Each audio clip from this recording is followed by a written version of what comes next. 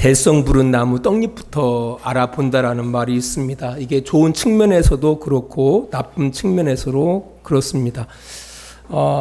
그 사람의 지금의 행동을 보면은 미래의 그의 인생을 완벽하게는 아니지만 조금은 엿볼 수 있습니다. 왜냐하면은 좋은 행동이나 나쁜 행동이나 이게 지금 이게 시작된 게 아니라 오랜 전부터 길러온 생각이나 습관의 결과로 행동하는 것이기 때문입니다. 이게 오랫동안의 습관으로 그런 생각으로 지금의 행동이 이루어지는 거예요. 그러므로 나의 행동에 의해서 누군가에게 불쾌감을 준다든지 원망을 듣는다라면은 자신을 살펴야 하는 겁니다. 그러니까 나의 행동으로 누군가에게 불쾌감을 준다든지 원망 살 일이 생긴다라면은 자기의 삶을 돌아봐야 돼요. 그리고 만일 그가 스스로 그 사실을 깨닫고 있지 않는다라면은 주변 사람들이 그를 도와야 합니다. 주변 사람들이 그를 도와야 돼요. 그래서 이게 참 중요하죠. 이게. 그래서 옳은 행동이 습관이 되기 위해서는 그 나쁜 행동, 그릇된 행동을 중단해야 돼요. 그것 하면서 올바른 행동으로 나아갈 수가 없습니다. 사실 신앙생활은 결국 사람다운 사람이 되기 위해서 좋은 습관을 만드는 것이 신앙생활입니다. 저는 그렇게 생각해요. 그래서 하나님을 기억하고 그분을 사랑하고 또한 그가 창조하신 인간을 인간답게 사랑하는 이 습관을 만드는 것이 신앙생활이지 않는가라는 생각을 하게 되어집니다. 그래서 우리는 우리의 전 인생을 통해서 그 경건을 훈련하는 겁니다. 하나님을 기억하고 사랑하고 또 이웃을 사랑하는 이 훈련을 행하는 겁니다. 디모데전서 4장 8절입니다. 육체의 연단은 약간의 유익이 있으나 경건은 범사에 유익하니 금생과 내생의 약속이 있느니라. 아멘. 그 연단, 훈련이라는 거예요. 경건의 훈련을 통해서 우리가 지금의 생과 앞으로의 생에 약속이 있다라고 말씀하고 있는 겁니다. 말씀으로 들어가세요. 사실 전달하고자 하는 것을 길게 설명하는 것도 어렵지만 또 길게 설명되어진 내용을 짧게 요약하는 것은 더더욱 어렵습니다. 오늘 살펴볼 아모스 8장 1절로부터 14절까지인데요. 이 긴 말씀을 짧게 요약을 해보려고 노력을 했는데 참 어렵더라고요. 이제 그러다가 인터넷 백과사전에 이 아모스 8장 1절로 14절 말씀을 이렇게 짧게 요약하고 있더라고요. 제가 읽어볼게요. 아모스는 여름 과일 한 광주리의 환상을 보며 하나님으로부터 이스라엘의 끝이 왔다는 말씀을 듣습니다. 부정직하게 장사를 하고 가난한 사람들을 학대하는 등 죄를 짓는 사람들에게 하나님의 심판이 내려질 것인데 그 날에는 대낮에 땅이 캄캄해질 것이며 사람들이 하나님의 말씀을 듣지 못해 목마를 것입니다. 이렇게 간단하게 요약을 했더라고요. 혹시 우리가 여호와 하나님께서 아모스에게 보여주신 그 환상들을 우리가 들어왔어요. 몇 가지 환상들을 이제 총 5가지 가운데에서 오늘까지 한 4가지의 환상들을 이야기하는 겁니다. 첫 번째 환상은 메뚜기, 두 번째는 불, 세 번째는 다림줄, 그리고 오늘 4번째 여름 과일 한 강주리 환상입니다. 아모스 8장 1절 2절입니다. 주 여호와께서 내게 이와 같이 보이셨느니라. 보라, 여름 과일 한 광주리니라. 그가 말씀하시되 아모스야, 내가 무엇을 보느냐? 내가 이르되 여름 과일 한 광주리니이다 하매 여호와께서 내게 이르시되 내 백성 이스라엘의 끝이 이르렀은즉 내가 다시는 그를 용서하지 아니하리니. 아멘. 때가 되니까요. 우리 교회 감나무에서도 열매가 많이 맺었습니다. 많이 떨어진 것도 있지만 많이 맺었더라고요. 이제 그 열매가 익어질 때가 되어지면은 저도 추수를 할 겁니다. 근데 이제까지 많이 해본 적은 없어요. 우리 농약을 줘야 하는데 농약을 주지 못해가지고 아무튼 열매가 익어지면 추수를 한다라는 거예요. 여호와 하나님께서 아모스에게 보여주신 여름 과일의 의미가 바로 추수의 의미가 담겨져 있는 겁니다. 이거죠. 추수할 때가 가까웠다라고 말씀하고 있는 겁니다. 여기서 여름 과일이라는 그 히브리어 단어가 있어요. 커츠라고 하는데 커츠. 이 단어는 8장 2절에 끝이라는 히브리어 케이츠와 발음이 비슷합니다. 그래서 커츠, 케이츠 발음이 비슷하잖아요. 이 구약 성경의 저자들은 때로는 이 비슷한 음을 가진 단어들을 사용해서 그가 전달하고자 하는 그런 말씀을 강조하는 경우들이 있습니다. 그 중에 하나가 오늘 본문 말씀이에요. cut, cage, 여름 과일, 끝, 이런. 이 내용들을 종합해 보면은 여호와 하나님께서 아모스를 통해서 이스라엘의 끝이 달아났음을 말씀하고 있는 겁니다. 끝장났다. 이스라엘은 끝이다라고 말씀하고 있는 겁니다. 이스라엘에게 이 끝은 어떤 끝일까? 아모스 8장 3절입니다. 그날에 궁전의 노래가 애곡으로 변할 것이며 곳곳에 시체가 많아서 사람이 잠잠히 그 시체들을 내어버리리라. 주 여호와의 말씀이니라. 이스라엘의 끝에 대한 그 내용을 보니까 그 단어들을 바라보니까 결코 유쾌한 단어들이 아니에요. 보면 애곡, 그죠? 애곡. 그 다음에 시체, 잠잠히, 내버리라. 뭐 이런 단어들을 바라보니까 이스라엘의 끝이 결국 유쾌하지 않습니다. 참 비참한, 참혹한 그 날이 될 것임을 말하고 있는 겁니다.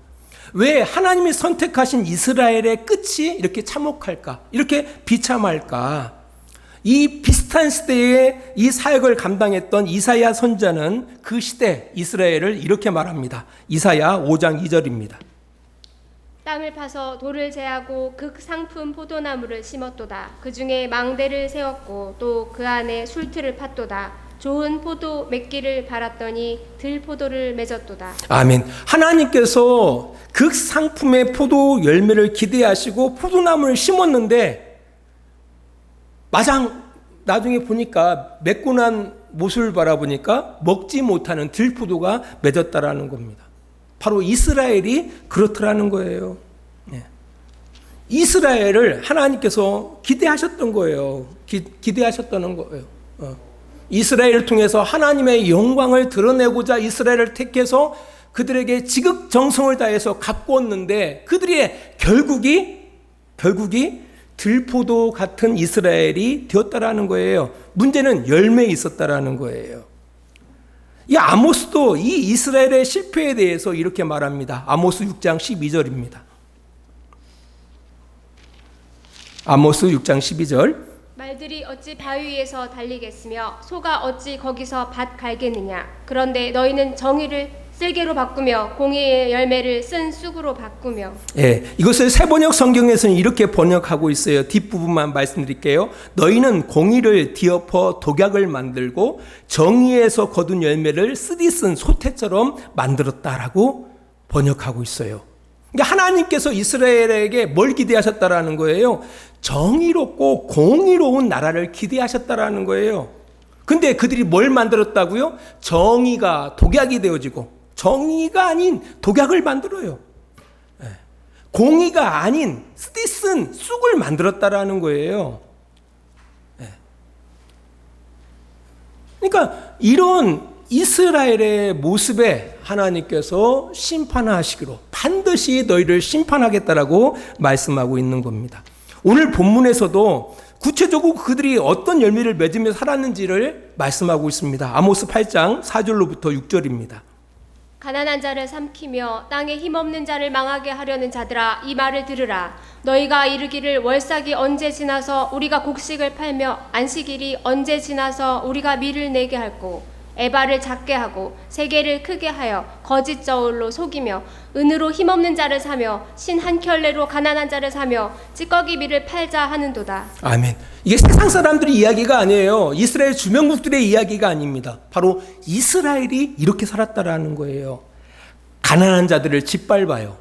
그러니까 있는 사람들한테는 굽실거리고 없는 사람들한테는 억압하는, 압박하는 이런 삶을 살아가는 거예요. 누가? 하나님이 선택하신 이스라엘이. 힘없는 사람들을 도와주고 그들을 세워야 할 그들이 오히려 힘없는 자를 망하게 만들었다라는 거예요. 그리고 이들은요, 돈에 미쳐 있어가지고요, 월삭, 한 달에 첫날 그들이 하나님 앞에 예배를, 제사를 드렸거든요. 그 날도 아까워. 야, 이 날도 밖에 나가면은 돈이 얼만데. 안식일, 일주일에 한 번씩 지키는 이 안식일도 아까워요. 야, 이 날도 나가서, 장사를 하면 얼마를 벌 수 있는데. 예. 이뿐입니까? 여기 보니까, 다른 사람들한테 곡식을 살 때는 대를 갖다가 크게, 큰 대로, 곡식을 재서 삽니다. 그러니까 분명히 그 사람이 곡식을 팔기 위해서 시장에 나왔을 때는 한 대를 가지고 왔는데 막상 재보니까 한 대가 안 돼. 반 대밖에 안 돼. 그렇게 부를 축적하는 거예요. 그리고 팔 때에는 대가 작은 대로 팔아요.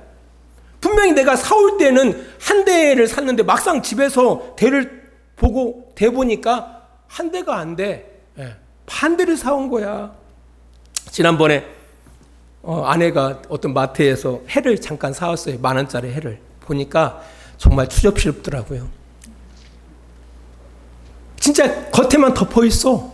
속에 보니까 그 포장에 보니까 이게 불뚝 나와 있어요. 포장지가 불뚝 나와 위에다 풀을 놓은 거예요. 겉으로 볼 때는 막 이렇게 좀 약간 두툼하게 있더라고요. 막상 열어보니까 야, 세상에. 아니 어떻게 그런 포장지를 만들어? 이렇게 배가 뽕 나왔어요, 포장지가. 참 이렇게 해서 부를 축적하더라는 거예요. 저울도 그래요, 저울도. 분명히 고기를 사갈 때는 1kg를 사갔는데 막상 집에서 재보니까 500g밖에 안 되네. 막상 집에서 1kg를 재가지고 시장에 팔러 나갔더니 재보니까 1kg가 아니라 500g밖에 안 돼. 이런 식으로 해가지고 부를 축적했다라는 겁니다. 이뿐입니까? 은으로 힘없는 자를 삽니다. 은으로. 예를 들어서 흉년이 들다 보면 사람들이 먹고 살 것이 없잖아요. 또 뭐 전투 팔죠. 팔아도 힘들어요. 그럼 결국 어떻습니까? 노예로 가는 거예요. 노예로 갈아가는 거예요. 그러니까 은으로 사람을 사는 거예요. 그러니까 사람도 결국 뭐에 의해서? 돈에 의해서 사고 팔고 하는, 돈의 수단이 되어지는 그런 시대 가운데 그들이 살고 있었다라는 거예요. 이게 어느 시대? 이스라엘. 주변국들이 아니라 하나님을 안다라고 하는, 하나님 앞에 예배한다고 하는 이스라엘이 이렇게 살아가고 있었다라는 거예요. 사실 우리가 살고 있는 지금의 세상은 어떻습니까? 별반 다른 게 있나요? 똑같지 않습니까? 사람을 효율로 보잖아요. 기계로 보잖아요. 얼마나 효율적인가. 효율로 보지 않습니까, 사람을? 그 지금 시대도 그렇잖아요. 똑같아요. 근데 더욱 안타까운 것은 교회도 그렇다라는 거예요. 어떤 한 분이 그런 얘기를 하더라고요. 교회도 꼭 마트 같아요. 마트. 그래요. 실제로 경기도 같은 데 보면은요, 교회를 어마어마하게 크게 집니다. 그리고 모든 시스템을 다 거기에 갖춥니다. 사람들이 밀려오는 거죠. 밀려오는 거예요. 이게 교회가 꼭 시장 논리처럼 움직여가고 있어요. 거기에 그럴듯한 설교자를 세워놓습니다. 그러다 보니까 이런 조그만한 교회들 같은 경우 살아남을 수가 없는 거죠. 사실 교회들도 그렇게 비슷하게 가더라는 거예요. 인간다움이란 모습은 도저히 찾아볼 수 없는 그런 시대 가운데 우리가 있다라는 겁니다. 돈이 신이 되어진 세상 가운데 우리가 처한 거예요. 그리고 약하면 죽어야 돼요. 잡아먹혀야 돼요. 꼭 상위 폭식자만이 살아남는 세상이 되어진. 근데 교회도 그만 다를 것이 없더라는 겁니다. 사실 동물의 세계보다 더 무서운 세상이 되고 만 것 같아요. 안 그렇습니까? 강한 동물들은 배가 부르면 사냥을 그치지 않습니까? 근데 사람들은 그 그침이 없어요. 자자손손대도록 살기 위해서 끊임없이 사냥한다라는 거예요. 그것도 누구를 향해서? 약한 자들을 향하여. 사람을 사람으로 바라봐야 할 텐데 그들은 오직 돈으로 바라본다라는 거예요. 그래서 돈이 되어지면, 돈이 안 되면 언제든지 가차없이 버려버린다라는 거예요. 이런 세상, 또 이런 이스라엘을 향하여 하나님이 어떻게 해야겠어요? 우리가 그런 얘기를 하잖아요. 이런 세상을 바라볼 때 말세야 말세라고 말하지 않습니까? 당연하지, 말세죠. 끝이죠. 아모스 8장 7절은 이렇게 이야기하고 있습니다. 여호와께서 야곱의 영광을 두고 맹세하시되 내가 그들의 모든 행위를 절대로 잊지 아니하리라 하셨나니. 야, 아멘. 하나님께서 말씀하십니다. 야곱의 영광을 두고 맹세한다. 하나님께서 야곱에 대한 기대를 갖고 있어요. 야곱이 마땅히 이루어야 할 그 영광이 있었거든요. 영광이 있었는데 그들이 그 행위에 너무 미치지를 못하는 거예요. 그래서 가만히 놔두지 않겠다라고 말씀하고 있는 겁니다.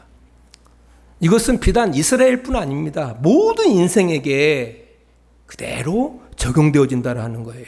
모든 인생에겐 이 끝이 있는 겁니다.